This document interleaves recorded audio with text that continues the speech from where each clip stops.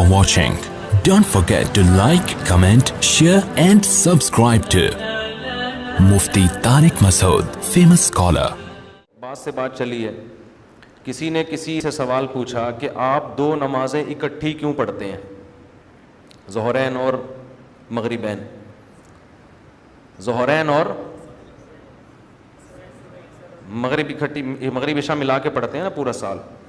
تو حوالہ تو ان کے پاس بھی ہے, انہوں نے فوراً بخاری مسلم کی حدیث پیش کر دی کہ شیعہ حضرات یہی کرتے ہیں نا, ظہر اثر ملا کے پڑھتے ہیں, کہ بھئی نبی صلی اللہ علیہ وسلم نے بغیر کسی عذر کے, بغیر بارش کے, کوئی بھی عذر نہیں تھا, دو نمازیں آپ نے اکٹھی پڑھی ہیں. اور جب پوچھا گیا تو راوی کہتے ہیں کہ اس لیے تاکہ امت میں کوئی حرج نہ ہو. اب یہ ایک حدیث ہمیں ملتی ہے, حوالہ تو ہے اس حدیث کا بھی, مگر بلا عذر دو نمازوں کی اکٹھا پڑھنا ہمارے پاس اجماع امت کی دلیل ہے کہ یہ اس کی اجازت بولو نہیں. نہ خلفائے راشدین کے دور میں کبھی ایسا ہوا, نہ صحابہ تابعین, صدیوں سے اسلام چلا آ رہا ہے, چاروں امام اس پر متفق ہیں کہ آپ دو نمازیں بغیر کسی شرعی عذر کے اکٹھی نہیں پڑھ سکتے. کیوں؟ اس لیے کہ یہ جو قرآن کی آیت ہے, ان الصلاۃ کانت علی المؤمنین کتابا موقوتا, نمازیں مومنین پر مقررہ وقت میں فرض ہیں, اس آیت کا پھر کوئی مطلب نہیں رہے گا, اس میں ہر نماز کا وقت متعین ہے. تو ایک حدیث اگر ملتی ہے اس میں درجنوں احتمال ہوتے ہیں. پہلا احتمال یہ ایک راوی بیان کر رہا ہے, بھائی وہ کتنا ہی سچا ہو اس سے غلطی بیان کرنے میں ہو سکتی, چاہے وہ بخاری کا ہی کیوں نہ ہو. یہ تھوڑی کہ بخاری کی حدیث بس آ گئی تو اب سارے مسئلے چینج ہو گئے.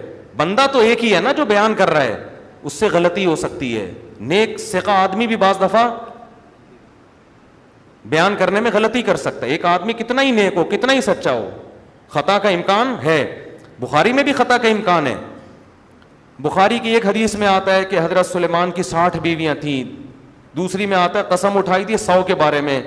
ظاہر ہے یا تو 60 والا بیان ٹھیک ہے یا 100 والا, حالانکہ دونوں حدیثیں صحیح ہیں, لیکن ہم کہتے ہیں کہیں راوی سے خطا, بظاہر تو یہی ہے کہ ایک سے خطا ہوئی ہے بیان کرنے میں, کہ اس نے عدد کو زیادہ فوکس نہیں کیا, 60 کو 100 کہہ دیا یا 100 کو 60 کہہ دیا کسی نے. تو اسی وجہ سے صرف یہ کبھی کسی فقیہ کا مذہب نہیں ہے کہ بس جو حدیث بخاری میں آ جائے اس پہ فتویٰ دینا ہے. اس سے قوی حدیثوں کو, اس سے قوی دلیل کو پہلے دیکھا جاتا ہے, اور بخاری سے قوی قرآن ہے. تو اسی وجہ سے ان الصلاۃ کانت علی المؤمنین کتابا موقوتا, چاروں امام کہتے ہیں کہ بھئی نہ صحابہ نے یہ کام کیا, نہ تابعین نے, نہ قرآن سے بھی نہیں پتہ چلتا. تو اس سے پتہ چلتا ہے یا تو حدیث کے راوی سے بیان کرنے میں غلطی ہوئی ہے, یا زیادہ صحیح جواب یہ کہ یہ جمع حقیقت میں جمع نہیں ہے, صورتاً جمع ہے.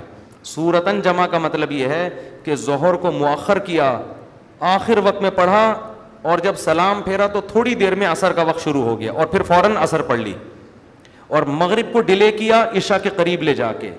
جیسے ہی مغرب پڑھی ہے تھوڑی دیر میں عشاء کا وقت شروع, تو فوراً آپ نے عشاء پڑھ لی.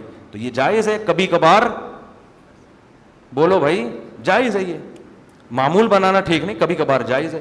اور یہی دلیل امام ابو حنیفہ کی بھی ہے. امام ابو حنیفہ کہتے ہیں کہ جیسے آپ بخاری مسلم کی اس حدیث میں تعویل کرتے ہیں کہ بغیر سفر بغیر بیماری کے جو نبی نے جمع بین الصلاتین کی ہے, یہ حقیقی جمع نہیں تھی, صورتاً جمع ہے کہ ظہر کو مؤخر کیا عصر کے قریب. تو اسی طرح جو سفر کے بارے میں حدیث میں آتا ہے نبی نے دو نمازوں کو جمع کیا ہے, وہ بھی حقیقت میں جمع نہیں تھا بلکہ صورتاً جمع ہے. اور اس کی دلیل بھی قرآن کی آیت ہے, ان الصلاۃ کانت علی المؤمنین کتابا موقوتا, نماز مومنین پر مقررہ اوقات میں فرض ہے. ہر نماز کا ایک الگ وقت ہے.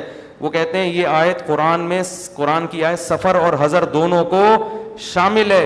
اور امام حنیفہ کے اس مذہب پہ دو بڑی خاندانی اور مضبوط دلیلیں ہیں جس سے آپ کو امام صاحب کی فراست کا اندازہ ہوگا. پہلی بات, عبداللہ بن عمر رضی اللہ تعالی عنہ نے سفر میں اسی طرح سے جمع کیا ہے کہ مغرب کی نماز کا ٹائم ہوا, صحابہ نے کہا پڑھیں, طحاوی کی حدیث ہے, صحیح حدیث ہے, پڑھے نماز. انہوں نے فرمایا مؤخر کرو. مؤخر کرتے کرتے بہت سفر میں جلدی تھی آپ کو, یہاں تک کہ جب مغرب کا وقت ختم ہونے کے قریب ہو گیا, ابھی ختم ہوا نہیں, مغرب پڑھی آپ نے, تھوڑی دیر ٹھہر کے آپ نے جیسے عشاء کا وقت داخل ہوا فوراً عشاء پڑھ لی. تو یہ جو ہمارے اہل حدیث بھائی سفر میں دونوں نمازیں اکٹھی پڑھ رہے ہوتے ہیں یا عرب علماء کر رہے ہوتے ہیں, ٹھیک ہے اختلافی مسئلہ ہے, ہم اس میں شدت کے قائل نہیں ہیں, لیکن فقہ حنفی میں اس کی اجازت نہیں ہے. اور اس کی یہ دلیل ہے کہ یہ حدیثیں صریح نہیں ہیں کہ نمازوں کو قضا کیا ہے آپ نے, اور اگر کوئی روایت صریح بھی ہو تو وہ ان دلائل کے مقابلے میں نہیں ٹھہر سکتی جس میں ہر نماز کو اپنے وقت پہ پڑھنے کا حکم دیا گیا ہے, کیونکہ اسلام میں نماز کی حفاظت کا جتنا حکم دیا گیا اتنا کسی اور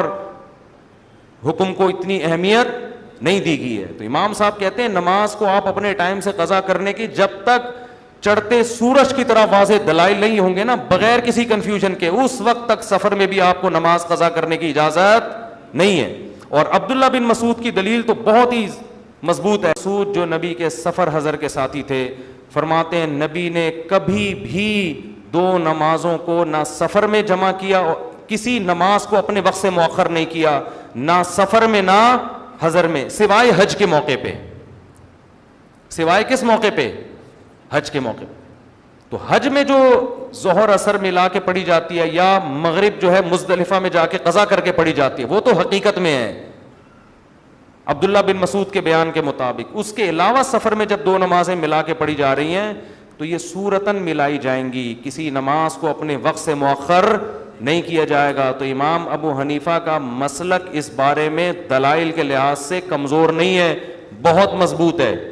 میں اس پہ انشاءاللہ پھر کبھی پوری کتابیں سامنے رکھ کر پوری تفصیل سے کلپ ریکارڈ کرواؤں گا. ابھی تو صرف یہ بتانے کے لیے کہ ہمارے ہاں بھی یہ رواج لوگوں میں شروع ہو گیا. اور ایک آخری بات یہ کہ جو علماء اس کے قائل ہیں کہ سفر میں دو نمازوں کو حقیقت میں بھی اکٹھا کیا جا سکتا ہے, یعنی ظہر کو قضا کر کے عصر میں, مغرب کو قضا کر کے عشاء میں, یا مغرب کے وقت میں عشاء, تو یاد رکھیں وہ علماء بھی اس کی فضیلت کے قائل نہیں ہیں. وہ اس کے معترف ہیں کہ نبی نے یہ کام کبھی کبھی کیا ہے, یعنی وہ جمع جس کو ہم صورتاً جمع کہہ رہے ہیں نا, وہ بھی کبھی کبھی ہوا ہے, عام معمول اس کا نہیں تھا. لیکن ہم اپنے اہل حدیث بھائیوں کو دیکھتے ہیں کہ وہ ہمیشہ سفر میں دو نمازیں اکٹھی پڑھ رہے ہوتے ہیں. یہ خود عمل خلاف سنت ہے, یہ تو شدید مجبوری میں احیاناً ایسا ہوا ہے. شیخ صالح عثیمین کا ایک فتویٰ اس بارے میں ہے کہ یہ ثواب کا کام اور فضیلت کا کام نہیں ہے. شیخ صالح عثیمین کا اس لیے حوالہ دے رہا ہوں کہ ہمارے اہل حدیث حضرات ان کو بہت فالو کرتے ہیں. تو وہ یہ کہتے ہیں ان کے فتویٰ اس بارے میں کہ یہ فضیلت کا کام کبھی کبھار, اور یہ ابن قیم رحمہ اللہ نے بھی یہ بات لکھی ہے. لیکن ہم دیکھ رہے ہیں کہ آج اس کا عام رواج ہو گیا ہے, بغیر کسی عذر کے, بغیر کسی, اور شیعہ لوگوں نے تو ساری زندگی کے لیے معمول بنا لیا کہ ظہر کے ساتھ عصر اور مغرب اور عشاء ساتھ ساتھ. جو 5 نمازوں کا کانسیپٹ تھا اسلام کا, وہ کیا ہو گیا؟ وہ تو بالکل ہی ختم ہو گیا. تو صرف حدیث کا حوالہ دے دینا اور حدیث کا ترجمہ کر کے چلے جانا یہ کافی نہیں ہوتا.